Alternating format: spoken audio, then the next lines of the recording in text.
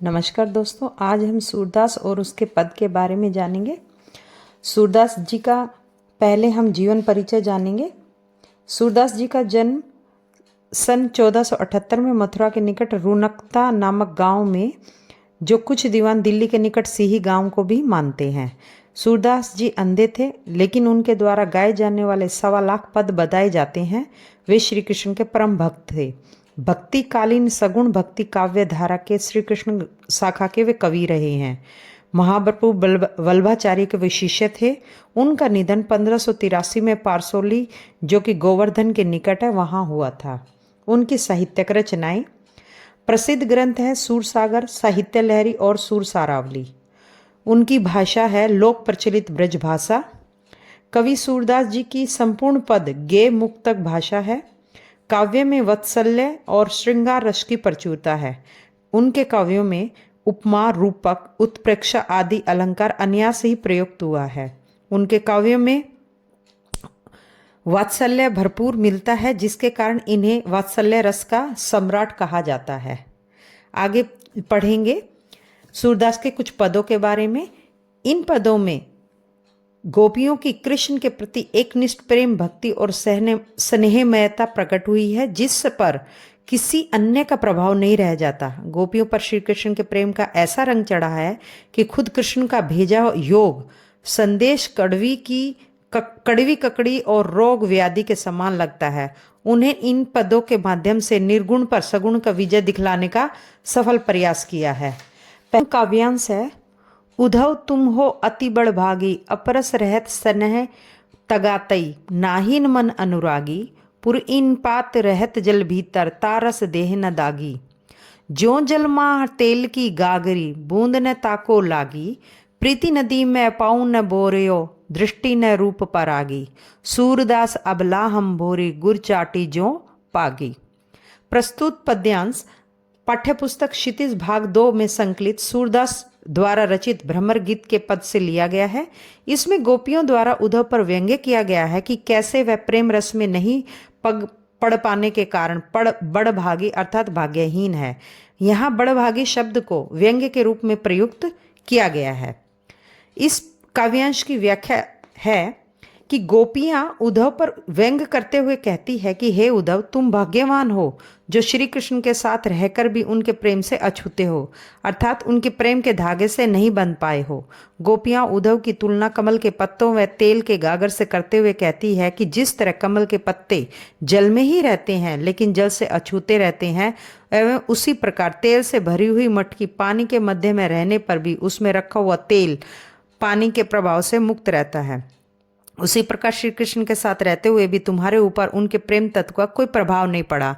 वे आगे कहती हैं, तुमने प्रेम रूपी नदी में कभी पाँव नहीं दिया और न ही तुम्हारे दृष्टि श्री कृष्ण के रूप सौंदर्य पर मुग्ध हुई है। हम लोग तो भोली भाली बेचारी स्त्री हैं। हम लोग श्री कृष्ण के प्रेम में ठीक उसी तरह पड़ गई हैं जिस तरह गुड़ के प्रेम में चींटी, अर्थात चींटियां जिस तरह गुड़ के प्रेम के कारण गुड़ में चिपक जाती है, उसी तरह हम श्री कृष्ण के प्रेम में लिपट गई है। इस पद्यांश में लोक भाषा, ब्रिज भाषा का प्रयोग किया गया है। इस शैली में गीति शैली में लिखा गया है। इसमें रस अलंकार ज्यों जल माह तेल की गागरी और गुर चोटी ज्यों पागी में उपमा अलंकार का सुंदर प्रयोग किया गया है। अब आते हैं हम दूसरे काव्यांश पे। मन ही माज रही, कहिए जाई कोई कौन पे उधव, नाही परत कही, अवधि आधार आस आवन की, तन मन बिथा सही। अब इन जोग संदेशनी सुनी सुनी, बिरहेनी बिरह दही, चाहती हुती गुहारी, जीत दही ते उतही ते दहार बही, सूरदास अब धीर धरे क्यों, मर्यादा न लही। प्रस्तुत पद्यांश क्षितिज भाग 2 के संकलित सूरदास द्वारा रचित भ्रमर गीत के पद से लिया गया है।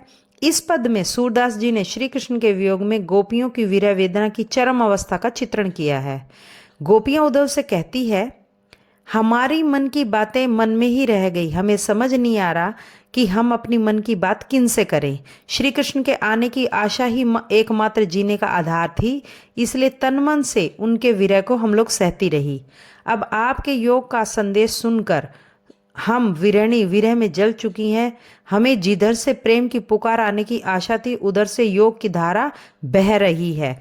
सूरदास जी गोपियों के माध्यम से कहते हैं कि अब श्री कृष्ण ने ही सभी मर्यादाओं का त्याग कर दिया है, तो भला हम कैसे धैर्य धारण कर सकती है। इस पद्यांश में ब्रिज भाषा का ही प्रयोग किया गया है और गीति शैली में ही लिखा गया है। रस अलंकार आदि में वियोग श्रृंगार रस का सुंदर प्रयोग किया गया है। तन मन और सुनी सुनी में पुनरुक्ति है। बिरहनी बिरह दही एवं अवधि आधार आस पावन आवन पंक्ति में उन अनुप्रास अलंकार का प्रयोग किया गया है। तीसरा पद्यांश है, हमारे हरि हारिल की लकड़ी मन क्रम वचन नंद नंदन उर यह दृढ़ करी पकड़ी जागत सोवत स्वपन दिवस निशि कान्हा कान्हा जकरी सुनत लोग लागत है ऐसो जऊ करू ककरी सूतो ब्याधि हमको ले आए देखी सुनी न करी यह तो सूर तिन्ही ले सौंपी जिनके मन चकरी। इस पद्यांश में सूरदास द्वारा गोपियों के माध्यम से प्रेम को, सरस व योग को इतना नीरस बताया गया है कि गोपियां भोग की तुलना कड़वी ककड़ी तक से कर बैठती हैं। गोपियां उद्धव से कहती है, हमारे कृष्ण हमें उसी तरह प्यारा जिस तरह हारिल पक्षी को अपनी लकड़ी प्यारी होती है। जिस तरह हारिल पक्षी अपने पैर में लकड़ी को चिपकाए रखती है, उसी तरह हम अपने तन मन क्रम में श्री कृष्ण की छवि को बसाए हुए हैं। दिन रात जो जागते सोते, यहाँ तक कि स्वप्न में भी श्री कृष्ण के नाम की रट करती रहती हैं। हे उद्धव, हमें योग का संदेश सुनते ही ऐसा प्रतीत हो रहा जैसे किसी ने हमारे मुंह में कड़वी ककड़ी रख दी हो। योग रूपी जिस बीमारी को तुम हमारे लिए लाए हो, इसके संबंध में हमने न कभी देखा है, न कभी सुना है और न ही कभी इसका व्यवहार किया है। योग का संदेश उनके लिए है जिनका मन चंचल हो।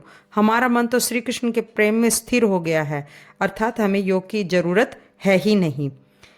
इस पद्यांश में विशेष है कि भाषा ब्रिज भाषा है, शैली गीति शैली है, रस अलंकार आदि, वियोग श्रृंगार, कान्य कान्य में पुनरुक्ति, हमारे हारिल की लकड़ी में अनुप्रास एवं रूपक अलंकार है। अब आते चौथे और अंतिम काव्यांश पर। हरि है राजनीति पढ़ी आए, समुझी बात कहत मधुकर के समाचार सब पाए।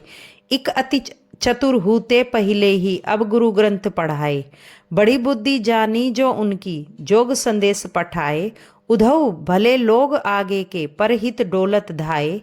अब अपने मन फेर पाइए चलत जू हुते चुराए। ते क्यों अनीति करें आपुंजे और अनीति छुड़ाए। राजधर्म तो यह सूर जो प्रजा न जाहि सताए। इस पद्यांश में गोपियों का श्री कृष्ण के प्रति निश्चल और निस्वार्थ प्रेम का चित्रण लोक भाषा में किया गया है।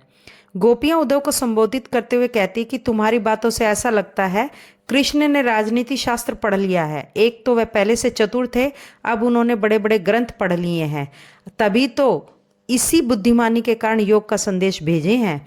आगे गोपियां कहती है कि हे उद्धव, पहले के लोग बहुत अच्छे होते थे जो परोपकार के लिए दौड़ पड़ते थे। क्या श्री कृष्ण जो कि मथुरा जाते समय हमारे मन को चुरा लिए थे, वे हमारे मन को वापस करेंगे? हम तो उनको दूसरों की अन्याय छुड़ाने वाले के रूप में जानती थी, लेकिन वह तो खुद ऐसा करके अन्याय कर रहे हैं। सूरदास जी के शब्दों में गोपियां कहती है, राजधर्म तो यही कहता है जो अपनी प्रजा को ना सताए, लेकिन श्री कृष्ण हमें सताकर राजधर्म तोड़ रहा है। राजधर्म तो यही कहता है कि अपनी प्रजा को ना सताना ही सच्चे राजभक्ति है। श्री कृष्ण ने हमें सताकर राजधर्म को खत्म कर रहे हैं। इसमें विशेष भाषा ब्रिज का ही प्रयोग है। शैली काव्य रूप की दृष्टि से समस्त सूर काव्य गीतिल शैली में ही लिखा गया है। रस अलंकार आदि, वियोग श्रृंगार रस, बड़ी बुद्धि में अनुप्रास अलंकार का प्रयोग किया गया है। यहाँ सूरदास के भ्रमर गीत से जो 4 पद लिए गए थे, उनमें कृष्ण ने मथुरा जाने के बाद स्वयं ने लौटकर उद्धव के जरिए गोपियों के पास संदेश भेजा था। उद्धव ने निर्गुण ब्रह्म और योग का संदेश देकर गोपियों की विरह वेदना को शांत करने का प्रयास किया था। गोपियां ज्ञान मार्ग की बजाय प्रेम मार्ग को पसंद करती थी, इस कारण उन्हें उद्धव का संदेश पसंद नहीं आया। तभी वे एक भौरा आके पहुंचा। यहीं से भ्रमर गीत का प्रारंभ होता है। गोपियों ने भ्रमर के बहाने उद्धव पर व्यंग्य बाण छोड़े। पहले पद में गोपियों की यह शिकायत रहती है कि यदि उद्धव कभी स्नेह के धागे से बंधे होते तो वे विरह की वेदना को जरूर समझ पाते। दूसरे पद में गोपियों की यह स्वीकारो उक्ति है कि उनके मन की अभिलाषा मन में रह गई। कृष्ण के प्रति उनके प्रेम की गहराई को वे अभिव्यक्त नहीं कर पाई। तीसरे पद में वह उद्धव की योग साधना को कड़वी ककड़ी जैसा बताकर अपने एकनिष्ठ प्रेम में दृढ़ विश्वास प्रकट करती है। और चौथे पद में उद्धव को ताना मारती है कि कृष्ण ने अब राजनीति पढ़ ली है। अंत में गोपियों द्वारा उद्धव को राजधर्म यानी प्रजा का हित याद दिलाया जाना सूरदास की लोक धर्मिता को दर्शाता है। दोस्तों, अगर आपको मेरा वीडियो पसंद आ रहा है तो लाइक करें, सब्सक्राइब करें और मुझे कमेंट सेक्शन में जाके बताएं कि मुझे किस टॉपिक पे वीडियो बनानी चाहिए। और मेरा वीडियो देखने के लिए आपका बहुत बहुत धन्यवाद।